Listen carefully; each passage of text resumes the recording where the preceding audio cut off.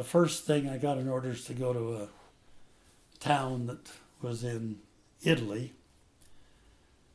And so, being a red-blooded American boy, I drove down there on the right-hand side of the street. Of course, those foreigners all drive on the left-hand side. And about the buildings were built right to the curb, so there's no sidewalks, just the street and buildings are right on the street.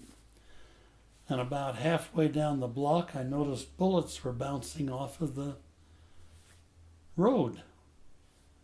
Well, again, I got a little curious, so I started looking around, and directly above me in the second story, this relates back to that second story deal, a bunch of German soldiers were leaning out and trying to shoot straight down at me.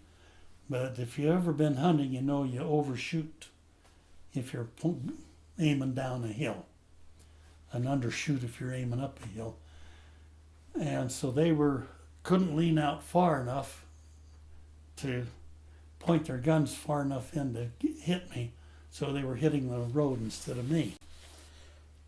So the fact that you were on the wrong side of the road saved your life. Right. And as we came to an intersection, I knew they could get me because they had wide open all four sides. But just before I got there, an American squad stood up and started laying down cover fire at the Germans in those second story windows. So they pulled back inside. They didn't want to get shot.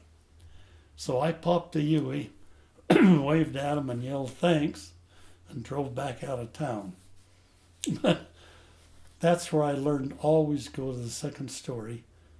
And I don't know, how come the Lord stayed with me?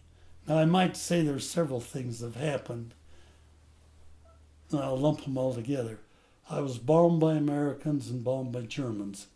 I was strafed by Americans and strafed by Germans. I was shot at by snipers, and they aren't paid to miss, but they missed me twice. I was caught in a minefield.